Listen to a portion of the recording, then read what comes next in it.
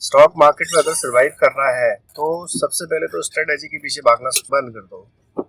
वो भी कब? जब आप बिगिनिंग स्टेज पे रहते हो।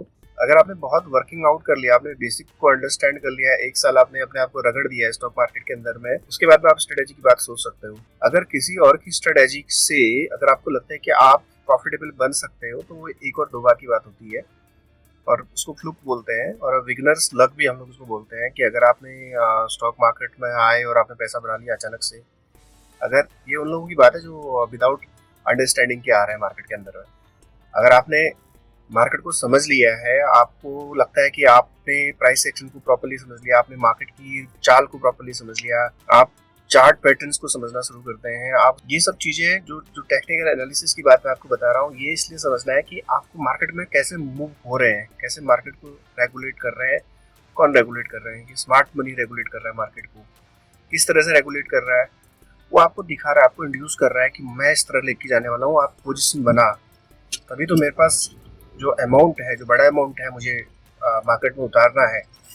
जब तुम मेरी अगेंस्ट में बैठोगे तभी तो मैं आपको वो बड़े जो बाय ऑर्डर्स मेरे को लगाने हैं या सेल ऑर्डर्स मुझे लगाने हैं, तभी मैं लगा पाऊंगा। वो इंड्यूसमेंट आपको दिख रहा है, हर जगह पे आपको दिखेगा। और इंड्यूसमेंट कौन क्रिएट कर रहा है? ये सब स्मार्ट पीपल कर रहे हैं, स्मार्ट मनी कर रहा है। ऑपरेटर जिसको जनरली लोग बोलते हैं, ऑपरेटर जैसी कोई चीज नहीं होती। सब लोग मार्केट पार्टिसिपेंट है, बट जिसके पास में ज्यादा अमाउंट होता है, जिसके एक ऑर्डर लगने से मार्केट ऊपर या नीचे हो जाता है, उसको लोग ऑपरेटर बोल देते हैं।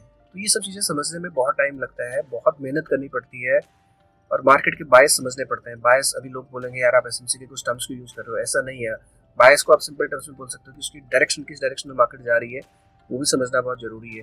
अगर वो आपने वो समझ लिया तो मार्केट को किस तरह आपको पोजीशन लेनी है, किस साइड को आपको पोजीशन लेनी है, अगर आप अगेंस्ट में ले रहे हैं तो कहाँ तक आपको पोजीशन क्रिएट करनी है, क्या वो पॉइंट ऑफ इंटरेस्ट है, पॉइंट ऑफ इंटरेस्ट एरियाज हैं जहाँ पे आपको अपने पोजीशन को क्रिएट करना है।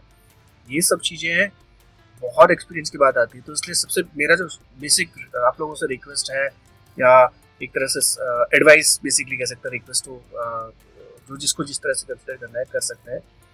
सबसे पहले बेसिक्स के ऊपर काम करो। और बेसिक्स की बात अगर करता हूँ तो मैंने कुछ वीडियोस अभी डालने शुरू करे हैं यूट्यूब के अंदर में। फ्रेश चैनल है वेल्थ बिल्डर के नाम से। सारे बेसिक टर्म्स को समझना है। स्टार्टिंग में आपको लगा कि यार क्या बातें बता रहा है, क्यों बता रहा है, बट अगर एक बार आप उन बेसिक टर्म्स को समझना शुरू करोगे और विद चैनलाइज तरीके से काम करना शुरू करोगे तो टाइम लगेगा, मिनिमम 6 महीने से 1 साल लगेगा आप मार्केट को समझने में। उसके बाद में जब आपको, उसके बाद भी आप गलतियां करोगे, गलतियां करने के बाद जब आपको रियलाइज होगा कि यार मैंने सब कुछ करके देख लिया, गलतियां कर रहा हूँ, उसके बाद भी प्रॉफिट नहीं आ पा रहा है, जब आप छोड़ने की सोचोगे तब आपको लगेगा कि हाँ अब मार्केट, तब उस टाइम पे आप मेच्योर हो। जब आप छोड़ने का प्लान करते हो, नहीं यार अब मेरे बस का नहीं है मार्केट से प्रॉफिट निकाल पाना, अब मैं छोड़ूंगा। किसी को 1 साल में रियलाइज होता है, किसी को 2 साल में होता है, किसी को 6 महीने के अंदर में हो जाता है। आपका लर्निंग कैपेसिटी के ऊपर डिपेंड करता है कि आपको थॉट कब आता है कि मुझे मार्केट छोड़ना है। जिस दिन आपके दिमाग में आ गया कि आपको मार्केट छोड़नी है, मतलब कि आप मार्केट मेच्योर होने लगे हो। अब आपको मार्केट समझ में आने लगा है कि इतना आसान नहीं है कि मार्केट से प्रॉफिट उठा लो। किसी भी मार्केट की बात करो, अगर इंडियन मार्केट तो और ही टफ है।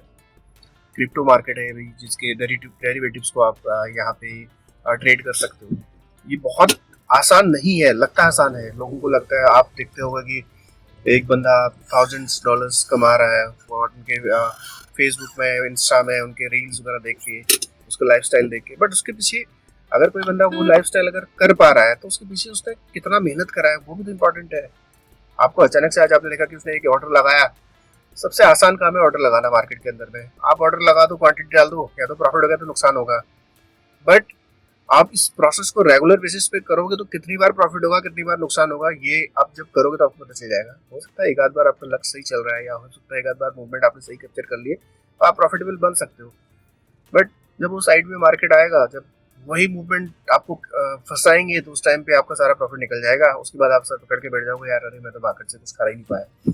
और ये रियलिटी है, इसमें कुछ छुपा हुआ नहीं है। सब लोगों ने इससे गुजरे हुए हैं, जो लोग प्रॉफिटेबल हुए हैं आज बड़े लेवल पे, सब ने। अगर ट्रेडिंग की बात करो, इन्वेस्टिंग में हो सकता है कि लोगों ने थोड़ा सा, क्योंकि इन्वेस्टिंग का गेम अलग है। इन्वेस्टिंग की गेम में क्या है कि फंडामेंटल्स को ज़्यादा फोकस दिया जाता है।